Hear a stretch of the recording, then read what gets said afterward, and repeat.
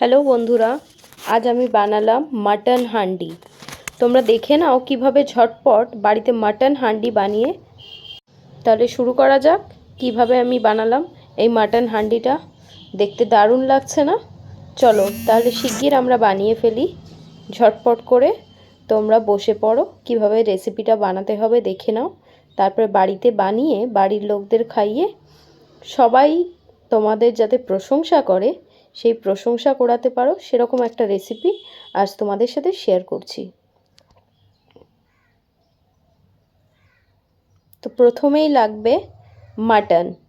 আমি নিয়ে নিয়েছি 1 কেজি মাটন, ধুয়ে ভালো করে পরিষ্কার করে নিয়েছি। মশলা এর মধ্যে লাগবে একটা বড় সাইজের আদা, পরিমাণ মতো রসুন, 3টে বড় পেঁয়াজ। পেঁয়াজগুলো দেখো আমি কিভাবে স্লাইস করে নিয়েছি পাতলা পাতলা করে। তার সাথে মশলা লাগবে শুকনো লঙ্কা, গোটা গরম মশলা, এক টুকরো জায়ফল নিয়ে নিয়েছি, এটা আমরা গ্রেট করে ব্যবহার করব। নিয়েছি ধনের গুঁড়ো, জিরের গুঁড়ো, লঙ্কার গুঁড়ো, নুন, গরম মশলার গুঁড়ো।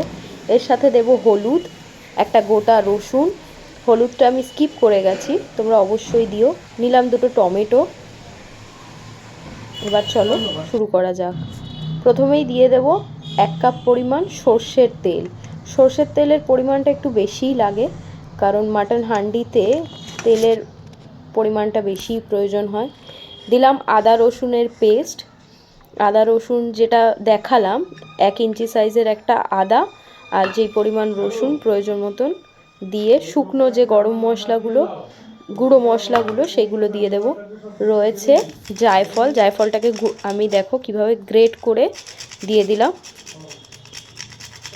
এভাবে গ্রেট করে জায়ফল দিয়ে দেবে। দেখো সম্পূর্ণটা আমি দিলাম না, জায়ফলের খানিকটা, খুব সামান্য পরিমাণ জায়ফল, বেশি দিলে আবার তিতো হয়ে যেতে পারে। সেই জন্য অল্প পরিমাণ জায়ফল নিয়ে আমি অর্ধেকেরও কম একটা টুকরো নিয়েছি হাতে ধরার মতো, তার থেকে একটুখানি পরিমাণ জায়ফল তোমরা দেখতেই পাচ্ছ দিয়ে দিলাম। এবারে একে একে গোটা এবং গুঁড়ো গরম মশলা, সমস্ত কিছু মশলা যেগুলো সেগুলো একসাথে মাখিয়ে, সুন্দর করে মাখিয়ে নেব। মাখিয়ে রেস্টে রেখে দেব। তাহলে কি হবে, ম্যারিনেশনটা, সমস্ত ম্যারিনেশনটা মাংসের গায়ে খুব সুন্দরভাবে ঢুকে যাবে আর মাংসটা খেতেও সুস্বাদু হবে। মাংসটা যেহেতু আমরা আলাদা করে কষাতে পারবো না, তাই খুব ভালো করে মাংসটার সাথে মশলাগুলো মিশিয়ে নেব। সাথে যে তেলটা দিয়েছি, তেলটাও খুব সুন্দরভাবে মিশিয়ে নিতে হবে। নিয়ে তারপর একটা ঢাকনা দিয়ে ঢাকা দিয়ে রেখে দেবো।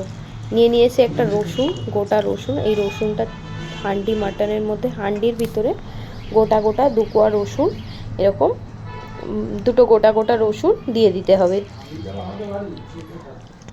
তাহলে এবার এটাকে ম্যারিনেট করে রেখে দিলাম 10-15 মিনিটের মতো রাখলেই হবে। তার থেকে বেশি সময় যদি রাখা যায় তাহলে আরও ভালো।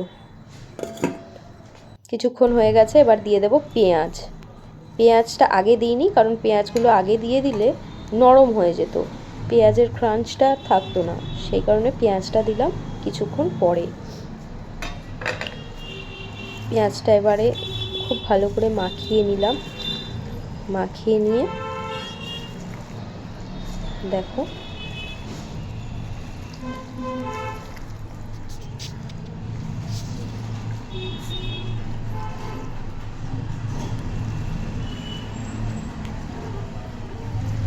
আমি একটা ভুল করেছি, আমি হলুদ দিতে ভুলে গেছি। পরে তোমরা প্রয়োজন মতো হলুদ দিয়ে নিও। আমি ভুল নয়, আমি ইচ্ছে করেই হলুদ দিইনি। এবার চলে যাব হাঁড়ির দিকে। হাঁড়িটা আমি ভিজিয়ে রেখেছিলাম, ভিজিয়ে বেশ ভালো করে শুকনো করে নেবে, এটা খুব ইম্পর্টেন্ট একটা জিনিস।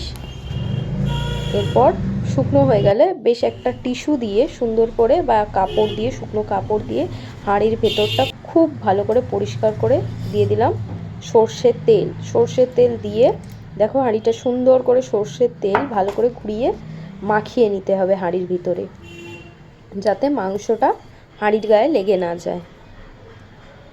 এভাবে সুন্দর করে মাখিয়ে নিলাম সর্ষের তেলটা। দেখো এরপর সম্পূর্ণ মাংস, যে ম্যারিনেট করা মাংসটা রয়েছে সম্পূর্ণটা আস্তে আস্তে করে হাঁড়ির মধ্যে দিয়ে দিলাম।